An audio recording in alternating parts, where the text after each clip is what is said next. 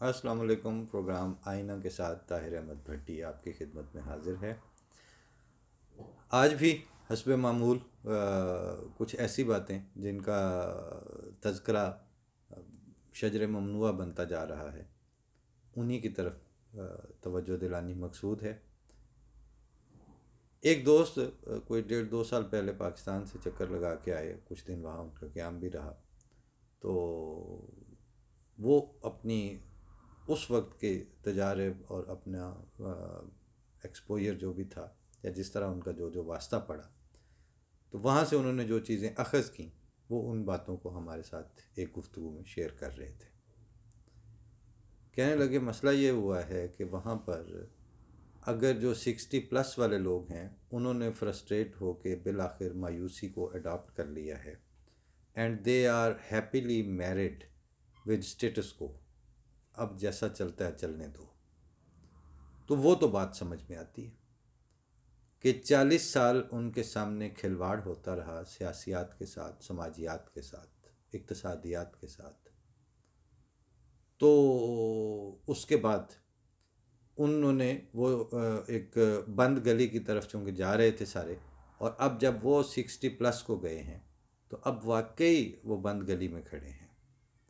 अब वाकई वहाँ सांस नहीं आ रही उनको, और वो अब ये समझते हैं कि हमारी उम्र में, हमारे यानी जो पड़ोले में अब इतने दाने ही नहीं हैं कि अब हम कोई इनिशिएटिव लें, लिहाजा अब इज़्ज़त के साथ मर जाएं, या यानी अमन के साथ मर जाएं, इस दुनिया से चले जाएं, वही काफ़ी है। ये सोच ये नहीं है कि सिर्फ उन्होंने मुझे बताई, मेरे ज़ाती तौर पर इंतहाई एक्टिविस्ट किस्म के, एक्टिव भी और एक्टिविस्ट किस्म के दोस्त भी, वो उनसे मैंने कहा कि ये इस बात पे आपका कोई नहीं आया, फ़लाँ पे आप क्या कहते हैं, बात सुने, मैं अपने हिस्से का जो है ना वो बहुत खेल चुका हूँ, और अब नहीं मुझसे होता।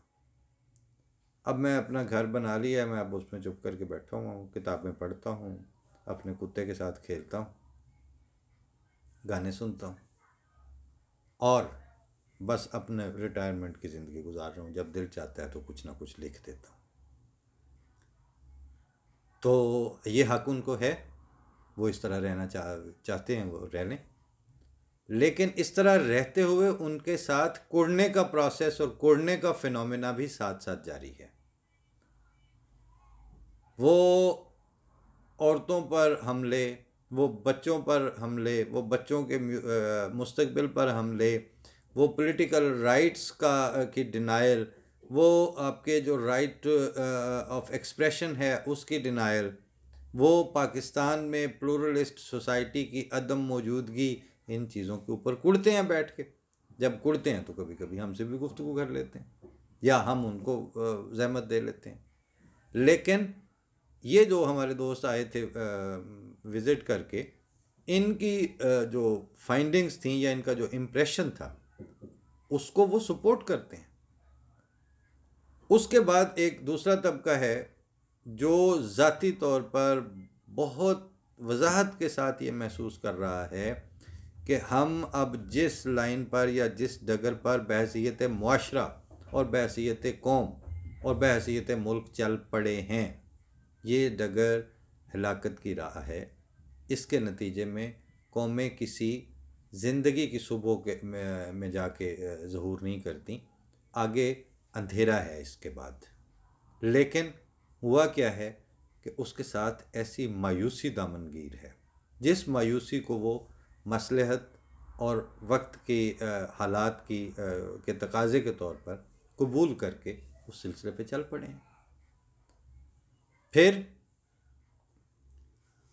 आगे एक ऐसी नस्ल या एक ऐसे तबके का जिक्र करना बहुत ज़रूरी है जिसे आप यूथ कहते हैं। यूथ वो यूथिये वाली नहीं जो वहाँ पाकिस्तान में इमरान खान की वाली यूथ, वो जवान जिनके सामने अभी ओवरऑल अगर देखा जाए तो ज़िंदगी पड़ी है अभी सामने। उनके बारे में उन्होंने कहा कि मुझे ये देखकर हैरत हुई कि अब पाकिस्तान की यूथ के पास ख्वाब नहीं बचे। अब पाकिस्तान की यूथ के पास ख्वाब के नाम पर सिर्फ हवस और भेड़ चाल और एक कच्ची पक्की सी फुसफुसी मुसाबकत बची है।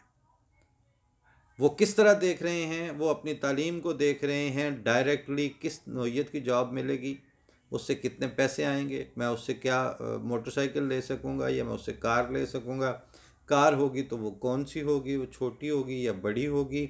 और इस वक्त जो उनके जो कंपेयर एंड कंट्रास्ट की जो अप्रोच है वो इन मादी गैजेट्स तक महदूद होकर रह गई है। फिर उसके साथ वो इंफॉर्मेशन टेक्नोलॉजी ने जो दिया है लोगों को, वो एक इंफॉर्मेशन यानी एक्सेस दी है इंफॉर्मेशन तक। उसके नतीजे में सिर्फ यानी एक प्लेंटी ऑफ इंफॉर्मेशन को प्रोसेस करके उसमें से नतीजा निकालना, उस नतीजे के साथ आगे फ्यूचर को डिज़ाइन करना, फिर उस अपने डिज़ाइन शुदा फ्यूचर की तरफ कमिटमेंट के साथ, लॉयल्टी के साथ कोशिश करना, ये उस यूथ को अब नसीब नहीं है। अगला इशू, उनको कैरियर काउंसलिंग का और उनको यूनिवर्सिटियों में अपनी एजुकेशन के साथ अपनी डे टू डे तरबियत और कैपेसिटी बिल्डिंग कि you are good for what and where you are good for nothing and why you are good for nothing when you have all sort of education. आपके पास yard stick वाली वो degree भी मौजूद है, आपने 16 साल भी पढ़े, यूनिवर्सिटी में भी गए, आपने वो सारा कुछ हासिल कर लेने के बाद अब आपके पास ये ऑप्शन क्यों नहीं है कि आप कंपेटेबल हो सकें अपने ही पैरेलल दुनिया में जो सिलसिले चल रहे हैं उनके लिए। इसलिए उनके रास्ते बंद किए गए, इसलिए कि उनको ख्वाब देखना सिखाया ही नहीं गया।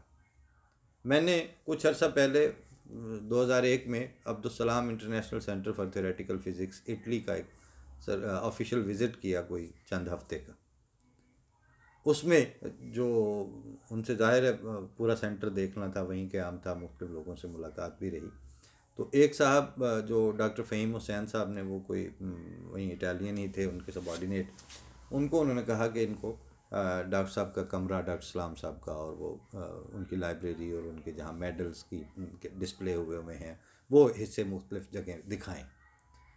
तो जब वो डॉक्टर साहब का कमरा खोल के उन्होंने दिया तो उन्होंने कहा कि डॉक्टर साहब की चेयर की तरफ इशारा करके कि ये वो कुर्सी है जिसमें एक बहुत बड़ा ड्रीमर बैठा करता था, यानी जिसको ख्वाब देखने आते थे, जिसको जो सारी उम्र ख्वाब देखता रहा। और वो मुझे याद आया कि उबैदुल्लाह अलीम साहब का एक मिसरा भी है, वो अकेला ही है मेरा ख्याल है अभी, यानी वो किताब में भी अकेला ही छपा हुआ है कि ख्वाबों के आसरे पे कटी है तमाम उम्र। फिर किसी और जगह उन्होंने लिखा कि ख्वाब देखें भी और दिखाएं भी, मर रहे तब कहीं ये फ़न आया। अब जब इनसे ये बात चली तो वो चूँकि स्कैंडिनेवियन ओरिजिन से ताल्लुक़ रखते हैं और उनका ज़्यादातर वही सिलसिला है कि जैसे छोटा सा वाक़या हो जिसका इम्पेक्ट पब्लिक पे आना हो, जिसका पॉलिसी कोई ऐसी पॉलिसीज़ वज़ा हो रही हों या ना वज़ा हो रही हों जिनका इम्पेक्ट पब्लिक के फ्यूचर पर आना हो, इसके जो कौमी धारा है उसमें पता चले कि अगर हमने इन चीज़ों पे अभी काम ना किया, कल को हमें ये मसला पेश आ सकता है। इन चीज़ों के ऊपर तो ये मुल्क इसको मौत ज़िंदगी का मसला बना लेते हैं।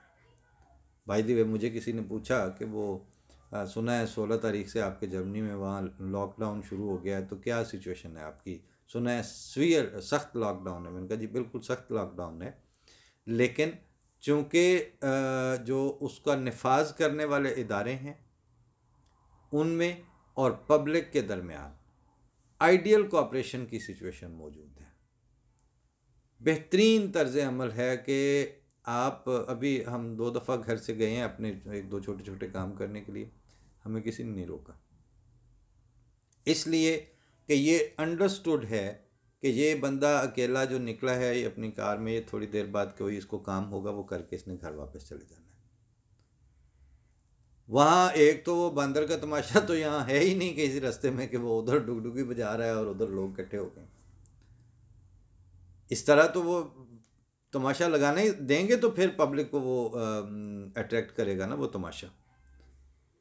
और जो गया है उसको भी पता है कि एसओपी के मुताबिक मैंने इस तरह बाहर निकलना है, मुझे इस तरह अपनी ये एहतियातें करनी है, उसके बाद मुझे अपना काम सिमटा के वापस आना है।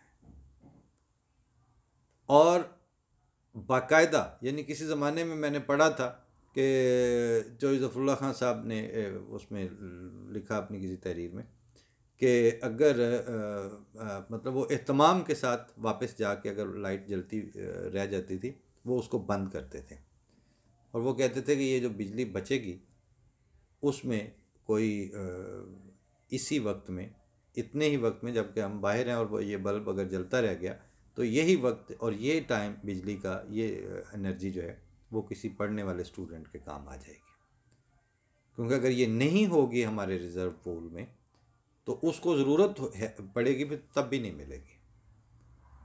इसके बाद पिछले साल की बात है, जो जर्मन एम्बेसडर पाकिस्तान में थे अब आ गए हैं, उनकी जगह नए चले गए, तो उन्होंने उस ज़माने में अच्छे वो छोटे छोटे अपने पेज के ऊपर, जर्मन एम्बेसी के पेज के ऊपर इस्लामाबाद से कोई ना कोई पब्लिक मैसेज या कोई इंटरेक्शन जो है वो उसके तौर पर कुछ ना कुछ छोड़ दिया करते थे बात, या अपना कोई जुमला या कोई मशवरा या कोई अपनी अंडरस्टैंडिंग या फाइंडिंग। तो वहाँ ख़बरें थीं कि जी रावल डैम में पानी कम हो रहा है, पर फलाने डैम में भी, ज़ाहिर है हम भी वहाँ रहे हैं तो अक्सर व बेशतर पानी की किल्लत का मसला वहाँ हो जाया करता था, क्योंकि वहाँ पर प्रॉपर जितनी अब आबादी बढ़ती जा रही है इस्लामाबाद की उसके मुताबिक वहाँ पर रिजर्वायर्स का और फिल्ट्रेशन प्लांट्स और उन चीज़ों की कमी थी। तो उन दिनों उनकी मैंने पोस्ट पढ़ी तो वो अपना ब्रश करते हुए सुबह उस मौके की तस्वीर उन्होंने साथ अपनी लगाई हुई और एक मग्गे में पानी डाला हुआ था। तो वो यूँ ऐसे मग्गा दिखा के तो कहते हैं कि अगर सुबह ब्रश करते वक्त पानी इस मग्गे में ले लिया जाए और टूटी को खुला ना छोड़ा जाए, जैसा कि अक्सर लोग हैं कि वो यूँ खोल के तो फिर ब्रश भी करते जाते हैं और टूटी चल रही होती है, तो कहते हैं कि हर सुबह एक फ़र्द औसतन 1.5 जग या 1.5 लीटर पानी सेव कर सकता है। तो घर में 6 अफराद हों तो 10 लीटर पानी आपने सेव कर लिया, और वही अगर आप 100 घर हैं तो 1000 लीटर पानी बच गया। इस बारीकी से जो सोचने वाले लोग हैं वो सिर्फ वही होते हैं जिनको ख्वाब की भी आदत हो, ख्वाबों को परसू करने का भी ज़ौक़ हो उनमें, और वो हवस की रेस और ख्वाबों का ताक़ुब, इन दो में फ़र्क करना जानते हैं, और उनकी ट्रेनिंग इस तरह की हुई हो, उनके अंदर वसूक का वो लेवल हो कि ये तूने क्या कहा नासे न जाना कुए जाना में, हमें तो रह रवों की ठोकरें खाना मगर जाना। अब आप जो सुनने वाले हैं जिनका सारा दिन वास्ता पड़ता है, मुख्तलिफ़ जगहों से आप यूथ के नारेबाजियाँ भी देख रहे हैं, आप यूथ के मुख्तलिफ़ किस्म की हरकतें भी सुन रहे हैं, आप उनके वन व्हीलिंग के भी कभी कभी मुजाहरे देख रहे होते हैं, आप किसी भी तरह से जो है वो मतलब मुख्तलिफ़ जगहों पे उनका एक्सपोजर आप और उनकी प्रेजेंस जो है वो आप देख रहे हैं।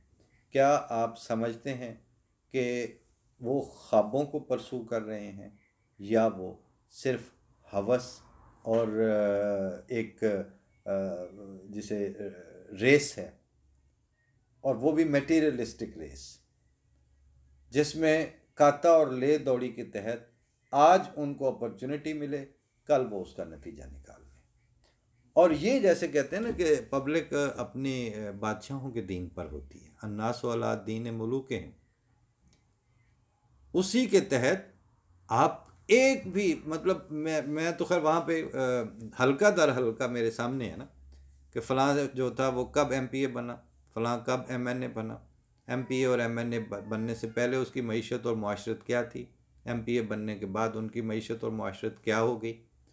और वो जो ही उनको वो स्टार्ट उनका होता है, जब हम शुरू शुरू में थे तो वो जो कार की नंबर प्लेट होती है उस पर एक वो ग्रीन सी यूं मेहराबी सी एक नंबर प्लेट का इजाफा होता था, उसके ऊपर लिखा होता था MPA MNA। फिर उनके रिश्तेदार वो नंबर प्लेटें जो हैं वो अपनी कारों पे लगाते थे।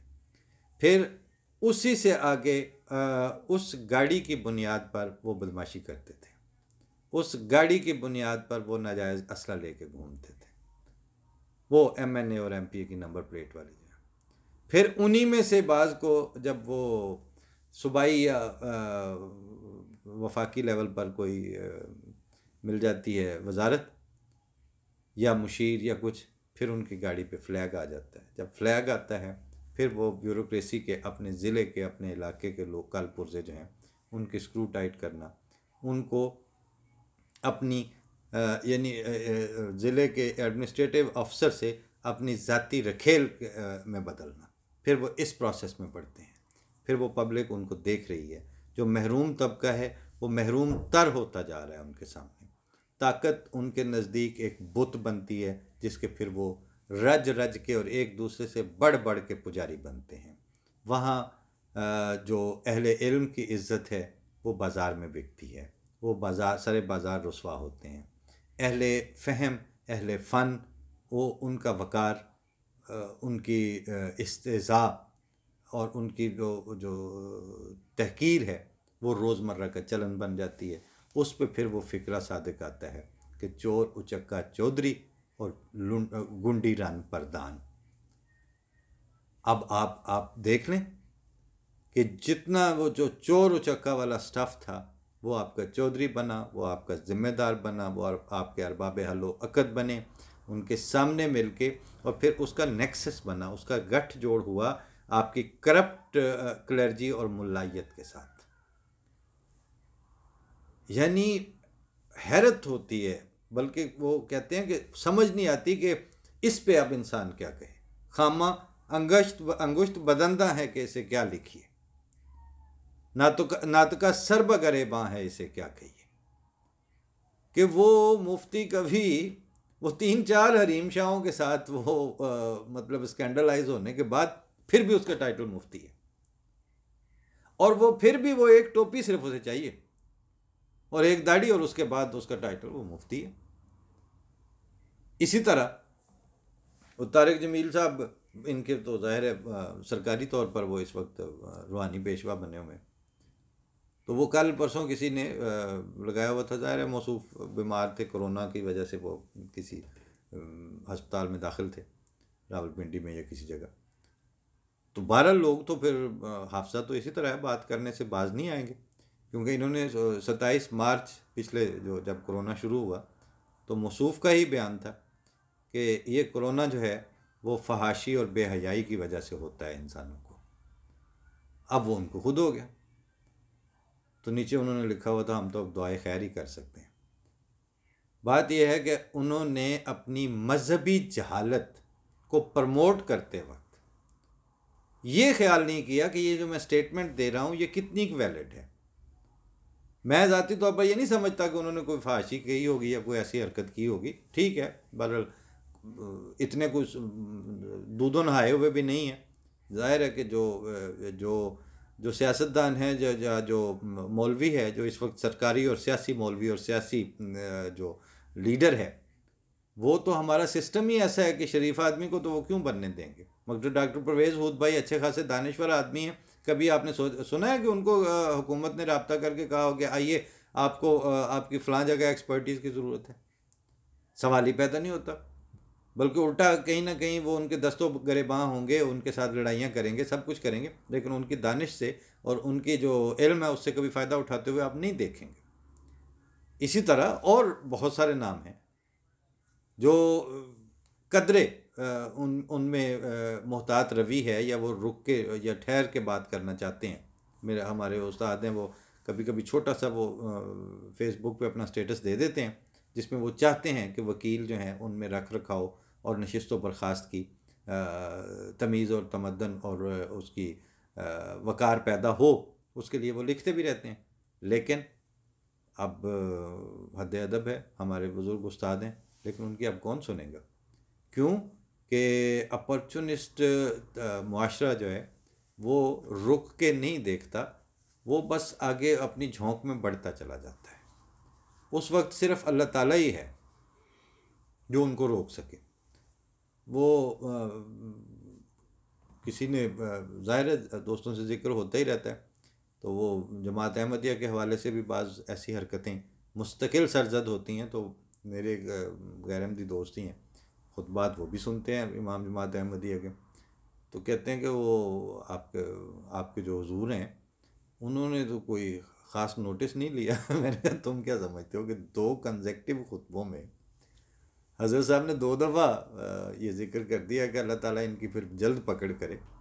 तो मैंने कहा वो जो अल्लाह ताला को जानते हैं और खिलाफत को मानते हैं, उनके लिए तो ये एक जुमला काफ़ी हो गया है। हमें तो मतलब आपकी सोसाइटी का हमें नहीं पता, लेकिन खलीफा वक्त के मुंह से ये अल्फाज सुन के हम कांप जाते हैं कि जब ये कहा और इस दुआ की तहरीक कर दी है तो अल्लाह ताला रहम ही करे, अब तो पकड़ फिर होगी इनकी।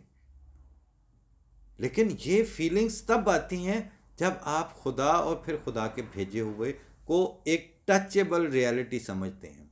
जब आपका खुदा भी कल्चरल खुदा होगा, जब आपका इस्लाम भी कल्चरल इस्लाम होगा, आप एक रिवायत और एक तहजीबी